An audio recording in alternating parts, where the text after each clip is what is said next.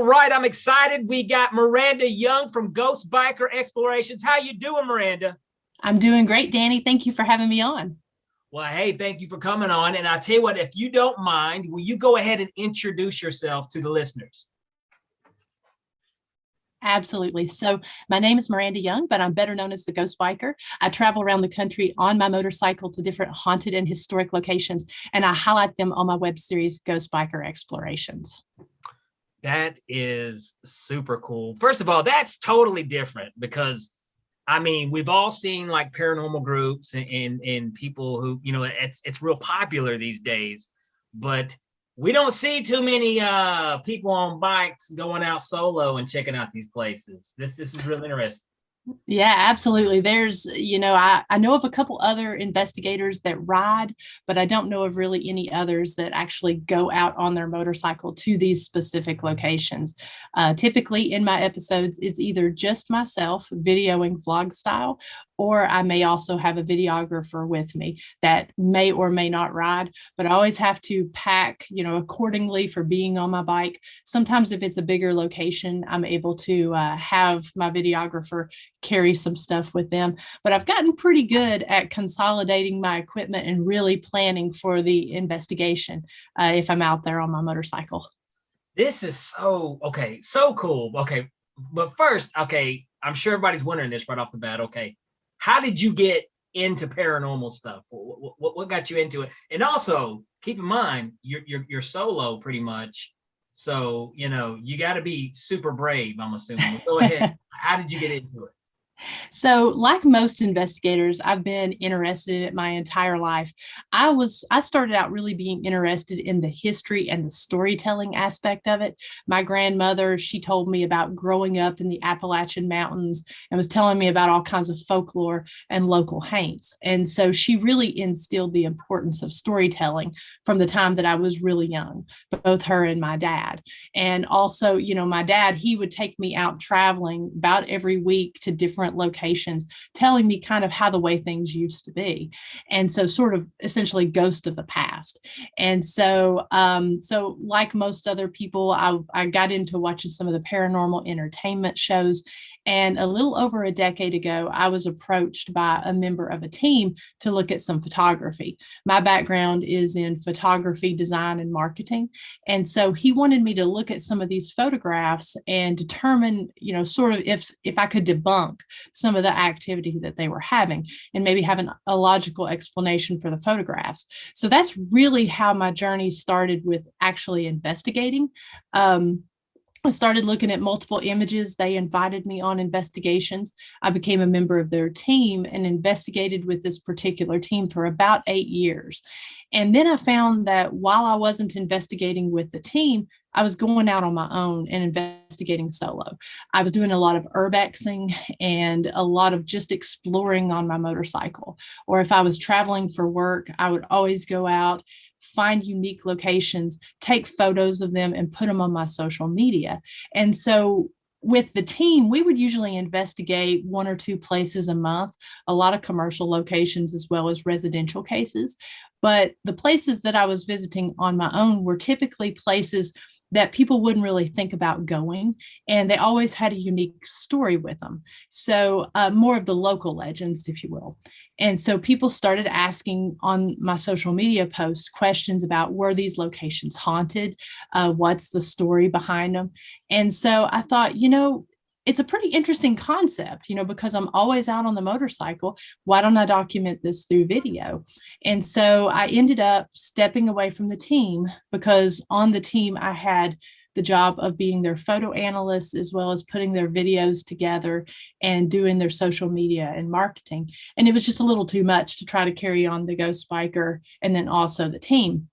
So I ended up stepping away, and now we're rolling into the fourth season, and it took off like crazy. And so I've been doing a lot of cool and unique things with it, and I'm really glad I stepped away and to see where this would go. That is so cool. And now, okay, so your parents kind of got your interest into the paranormal with Switch, which I think that's super cool to hear all kind of any type of old stories and stuff like that. Um, But well, then let's also ask about this. Motorcycles. What Yes. so what got you into motorcycles? Same thing, always been interested in it. And funny enough, my family, none of them rides. And they were actually kind of, when we were younger, I grew up in Northeast Tennessee in an area that's very popular for ATVs and dirt bike riding, but they never really encouraged that.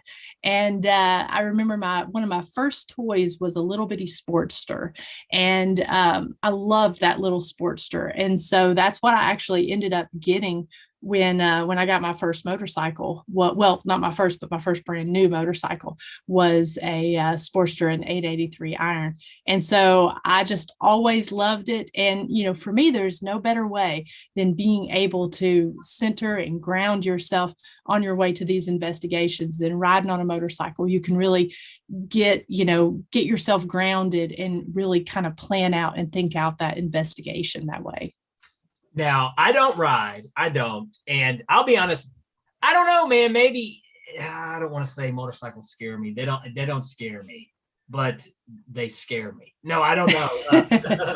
I don't know. Now, I've always seen like the guys with the big choppers, and I'm thinking that would be cool, but I'm like Yes. 5 foot nothing, so I'd probably have to have like a ladder, just to get on the thing. I don't know.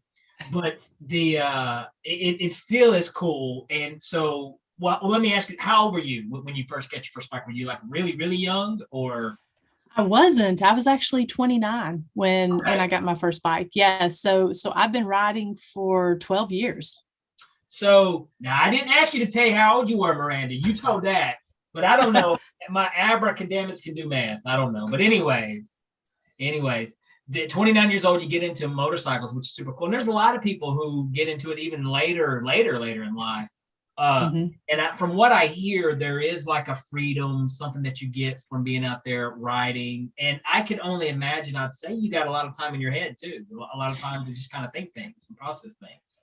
You really do. And, for me, I often joke and say that I wish I had learned to ride earlier in life because it's like, when you're younger, you have no fear. And so, that fear of falling, I mean, it's just natural. And on a motorcycle, it's not, if you're going to lay it down, it's when, because most people do drop their bike at some point in time.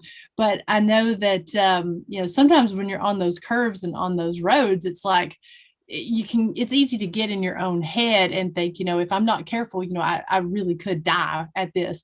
And so, not to take it in a morbid turn or anything, but I know that in my mind, I sometimes wish I had learned to ride earlier because then that fear wouldn't be there. But on the flip side, I think that fear also helps to, make me a better rider in a sense, to where I do know that you have to be careful. And it really does kind of parallel nicely with the paranormal and what we do. I really plan my routes out, just like I really plan my investigations. And you really do have to think about what you're doing. There is sort of a method to the madness or at least when I'm investigating. So the two really kind of parallel well together when it comes to investigating and motorcycle riding.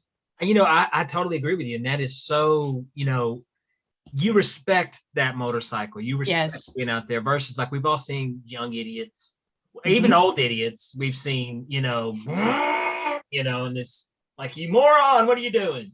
So Yes.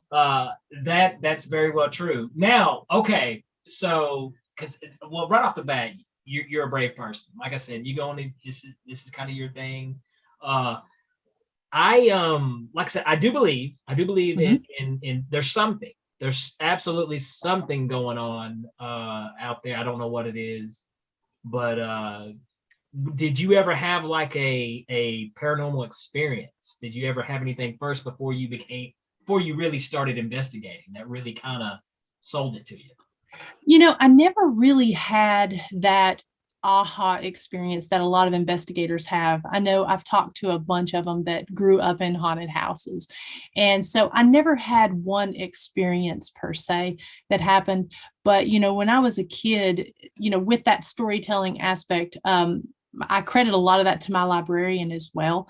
I did go to a haunted elementary school, and the librarian made sure every year that she told everyone that passed through those halls from when she started till way after I was out of elementary school about the tragedy that occurred in our elementary school. And in the 1920s, they used to show movies in the elementary school, and it was on the second floor, and they were on this particular night they were showing a comedy, and there was a doctor in there who, when he would watch a movie, he would always have this loud boisterous laugh. And so he was laughing at this comedy movie, and the deputy had told him multiple times to be quiet. And I guess the deputy must have been in a bad mood or something, because the doctor, he wouldn't keep quiet. And so the deputy actually ended up shooting the doctor. And when he shot him, he also ended up shooting the sheriff. And so that was the story we were always told. And we've been able to go back, find newspaper articles, and you could actually see some of the bullet holes up in that second floor area of the elementary school. And so I can remember times when we were kids, my parents were teachers, and we would be there a little bit later sometimes, with the kids daring you to, walk up to that area and see if you could hear the phantom laughter or hear the phantom shot, or whatever. And so the school is no longer there, or the elementary school where the shooting occurred, but they do say that you can still hear some laughter, some gunshots, even almost what sounds like an old 1920s comedy movie playing. So I never had an experience until I actually went ghost hunting on that very first investigation. So, and that, go ahead. Okay, all right. So first of all, that's a crazy story. What kind of crap was going on? So the deputy shot the doctor and the sheriff. Yeah. And every now and then you can hear the doctor laugh, maybe an oh shit from the sheriff. That is insane. Man, that deputy was a jerk. I mean, gosh, how come they were watching a comedy? Everyone's having a good time. Exactly. What's his problem? He ended up, how Southern justice can be. And it happened very swift. Oh, yeah. And he ended up getting put to death in the electric chair. And it was a very short trial. And that probably happened from the sheriff, ended up passing, in that. So yeah, everyone knew that story. And so that was really cool. And that was so you went to this place, and did you hear the laughing? Did you hear anything like that when you were there? We always thought we did when we were young, so we would always think that we did. And it would be one of those things where, again, you would dare your friends to go up on that second level, and they always kept those doors locked in that area because they weren't actively having elementary classes in there. But we would always think that we heard some kind of laughing or some kind of phantom shot, or someone would run up and smack the door, and I would give anything to get back in there and do some investigations now. But they tore it down back, I think in the late 90s, they tore that specific building down. When I saw a ghost when I was 12 years old, which sounds like a crazy thing to say, and especially the way I say it so confidently. But I mean, over the years, I have tried to rationalize it and figure out, any way I can. First of all, I'm a magician, so I know how to, trust me. I know how to pull the wool over your eyes. But I did look at it as rational and skeptical as I possibly could. And, it kind of boils down to this. It came down to, it was either a ghost or something paranormal, something that I do not understand, something from another dimension, or I was hallucinating, which is also a possibility, because, I mean, our brains do some weird stuff. Mm-hmm. But now here's the kicker. All right. I wasn't the only one that saw it. That's cool. When I was 12 years old, my friend who was staying the night with me that night saw the same thing. We witnessed it together. And to this day, I don't know what, I don't know. And then I did have an experience happen just about 2 years ago. I didn't see anything. I didn't hear anything, but I was grabbed. Mm. And I always used to when I would watch these paranormal shows with Antoinette, and I Mhm. would see these people like, I've got scratch marks down my back, or it popped my pimple right here. The ghost got me. What I was kind of like, come on, man, come on. I can't buy that. But I will say, I had, and to me, when I look back on this last experience that I had, and I was all alone. I was out walking Mhm. on a trail, and something grabbed me, and nothing was there. And I literally thought, there was a biker or somebody, a jogger, somebody, no one. So, Wow. and it was hard enough that, I was like tugged off the trail. So, and immediately it freaked me out so bad. I called Anthony. I was like, come get me. No, just come get me right now. Come get me. Anyways, as crazy as that sounds, I would almost have rather have seen something or heard something than for that to happen, because I can't even explain how creepy that was. It's truly is unnerving, especially being touched for the first time. I know that I was touched for the first time on my first investigation, and it kind of started as just a light kind of a poking on the back of my leg, and it kind of made me feel like a muscle spasm if you've been standing for so long, and the muscle just kind of like that. And so that's kind of what I was thinking. And then I moved away. Same thing started happening again, and it was right below my right pocket on my pants.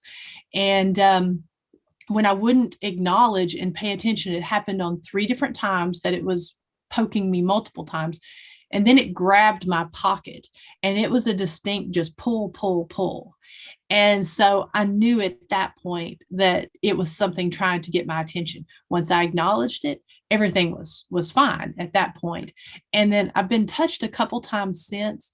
And if anyone has watched my past episodes, especially season 1 and 2, I had a videographer named Josh who was with me, and he's not a paranormal investigator. He is a believer, but not an investigator. And he was often getting touched and grabbed. And he the way that we sort of described it, because I've had this happen where they'll just touch my arm, it's almost kind of like, unless they give you a distinct just grab and shove, which they can have a What lot they of did to power. me. Exactly, because they can push, they can pull, they can scratch. A lot of the time the touch, I kind of describe it as feeling like kind of going through a spider web. It's this weird sticky electric kind of feeling. I mean, you feel it there, but it's unlike anything I've ever experienced. And the only way I can describe it is kind of a spider web feeling.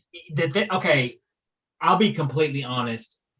Even after I saw a ghost as a child, when Mm-hmm. I heard people being grabbed or touched and stuff like that, I kind of thought it was BS. I thought, Yeah. come on, man, there has to be this. Yeah, ain't nobody getting touched by a ghost. But then when it happened, it's I can't even go into detail how unnerving, and it screwed me up. Yeah, because Mm-hmm. literally, imagine just like somebody grabbing you by the waist and Mm-hmm. yanking you off, like they were trying to yank you off the trail, you know. And there was a force with it. It was enough to startle Mm-hmm. me. Now, granted, I had my headphones in. I was in my own little world. I was going. All of a sudden, I was just like, "Whoa!" Mm-hmm. And then I looked around. I was like, "Did somebody run into me? What's going on?" And there was nobody there. And So that's a natural response too, because the brain is always trying to kind of figure out what it is. That's why sometimes pareidolia is so prevalent, is that that's why people will see faces in toast or faces in the wall or whatever. So the brain is always trying to figure out. And so that stunned response is actually a scientific response that a lot of people will experience when they either see a spirit or are touched by one. And then just the fact, it's almost kind of like the enemy you can't see, is the worst and the scariest, because if you're just going along and this entity actually has the power to be able to lift you off or shove you, I mean, and then there's nothing there. I can't even imagine just how terrifying that would be. it freaked me out. I can't even. because that whole night I went home and I was like, okay, was this like a hypnotic jerk? Like the thing a lot of people do as you're falling asleep, your leg will just Mhm. nothing like that. It wasn't. It was just it's someone just had great. I can't explain it. I can't. And that's probably the worst thing about it is like I think people can relate seeing something. You know what I Mhm. mean? People Mhm. can relate hearing something, but it's hard to make somebody understand what it's like to get grabbed by something that's not there. Yes, and those physical personal experiences are so challenging, and we always try to show them when because that's a lot of what happens when you're in these locations is a lot of the experiences that myself and my videographer are experiencing are, these personal experiences. And that's really kind of hard to show because if you're able to show the cold chills, if the temperature is 80 degrees in the house, I always try to account for temperature, who's in the area, for all the different variables around, so that if we do have some type of personal physical experience like that, we'll try to show the cold chills, we'll try to show the scratches or whatever in the real time, because that's how I try to film my episodes, is I try to put the audience into the moment.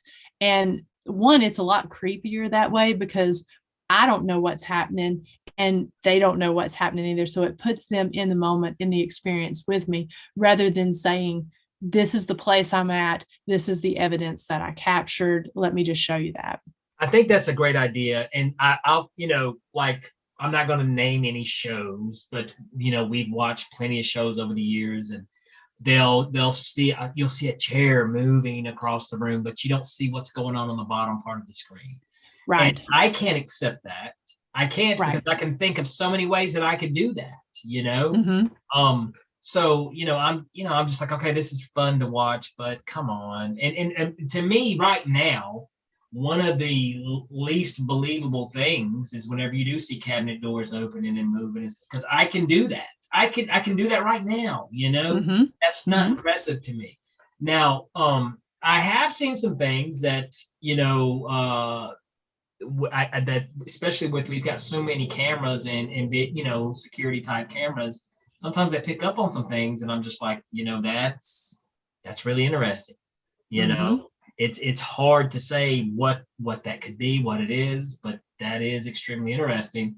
Now, do you use the EVP, the electronic voice, what, I'm sorry, I forgot, Phenomenon. but the Yes. phenomenon. There we go. Yes, I do. And actually, for me, because my background is in photography and video and that sort of thing, the EVPs are one of the most compelling for me, because I've developed sort of an 11-point system that I'll run all photographs through just to try to debunk what I'm seeing. Plus, a lot of these locations, I try to go in during the day and do just a full scale walkthrough, taking tons of pictures, not for really just to capture any kind of paranormal phenomenon, but to really try to sort of debunk myself. Because when you're in the moment, things look totally different. There may be mannequins in the room. There may be, chains or something hanging down that when you're in the heat of the moment of an investigation,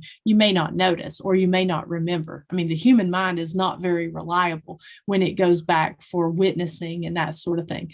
So for me, the EVPs are some of the most captivating, just because I always, before each of my videos, I always try to put who's on the property. Is it just myself? Is it just myself and a videographer?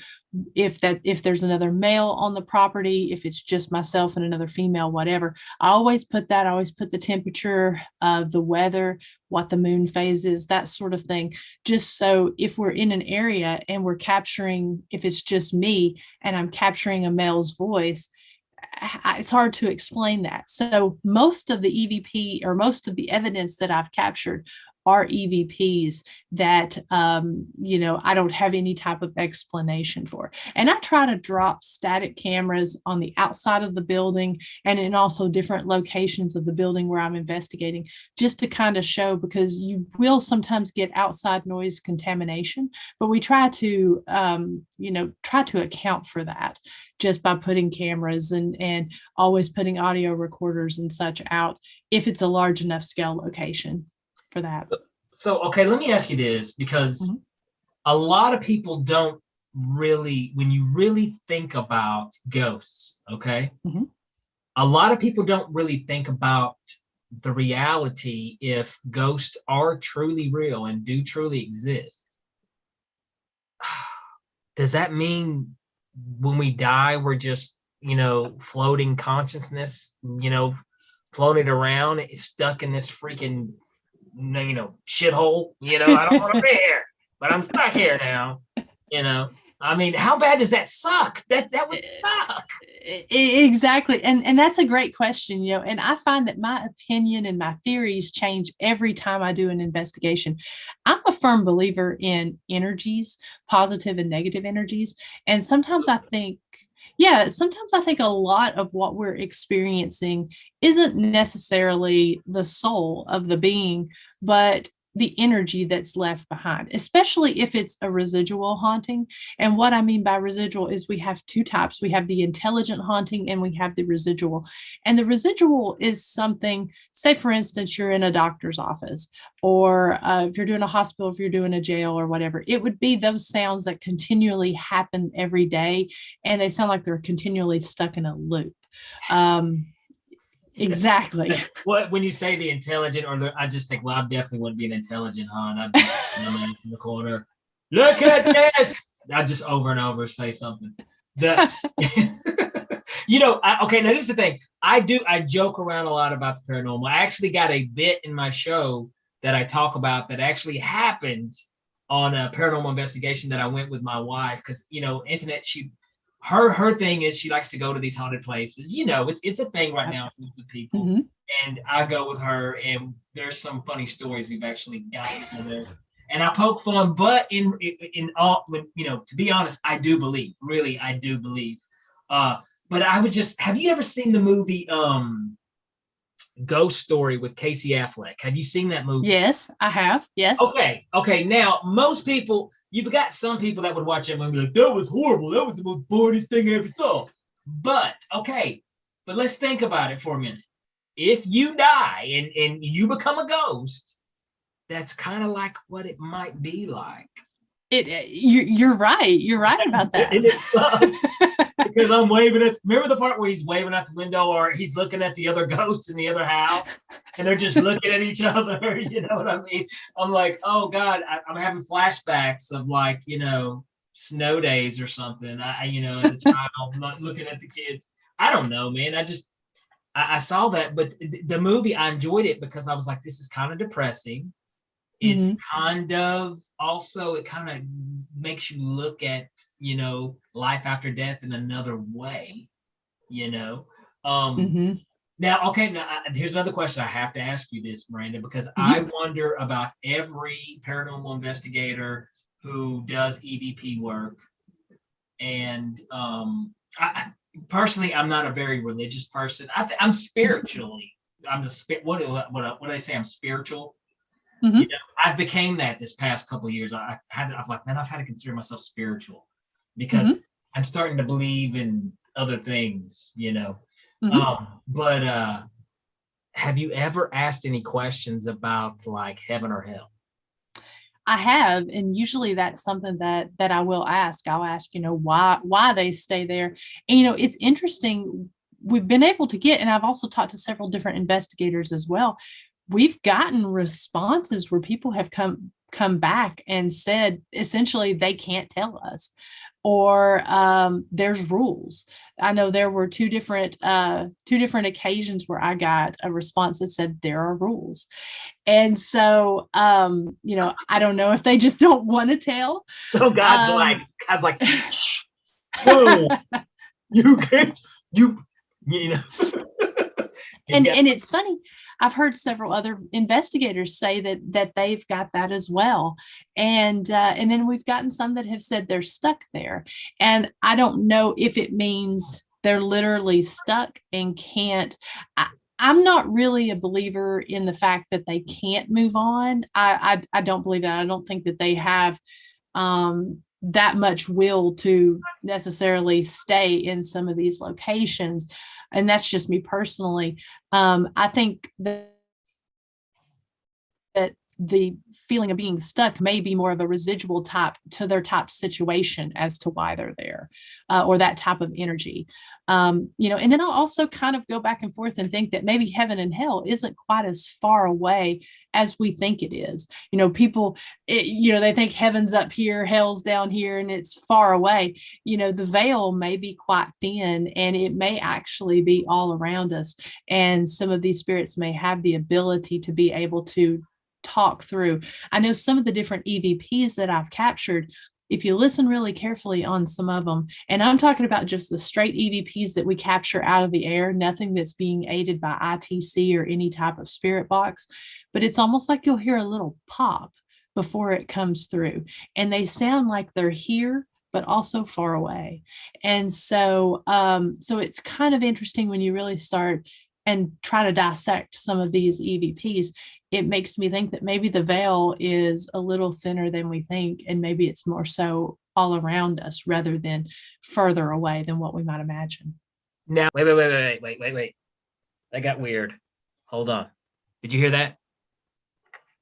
I think we've got a ghost. I think it's either a ghost or a floating joint. One of the two. I don't know which one. Let's see if we get high here. Okay. Yeah, I'm a little stoned. All right. I love it. I'll tell you, here's a good one, though. I will show a really good one. A really good one before we get out of here. Do you believe in mind reading, Miranda? Of course. Awesome. All right, we're going to try some mind reading here. Let's see. We got some cards. Let's go with these right here. Here we go. All right, Miranda. I'm going to hold the cards up to the camera. You got them? And I just want you to think of one of those cards. Just think of one. Okay. You got it inside your head? I do. All right, don't tell me. Keep it inside there. I'm going to try to get inside your mind and redecorate. All right, here we go. I'm going to lose the cards. I'm going to shuffle them. Now, what we're doing, I'm going to hold the deck of cards right up here. I'm going to try to cut to your card, okay? Going to give it a shot. Miranda. I'm going to go right here. I'm obligated. I am totally obligated. I can't get out of this. There's nothing I can do. Miranda, what is the card you were thinking of? 3 of diamonds. The 3 of diamonds. Now, Miranda, if I get this right, if this happens, you got to make a lot of noise. You got to give me your best EVP impression. Are you ready? You said the 3 of diamonds. Yes. Ladies and gentlemen of the Abracadam podcast, I got the 3 of diamonds. What? Nice. Yes. You've been Abracadam. Yes. To listen to the rest of this episode, be sure to like and subscribe to the Abracadam podcast wherever it is you listen to your podcast. And also be sure to like and subscribe to the Abracadam YouTube channel for more interesting content. Abracadabra.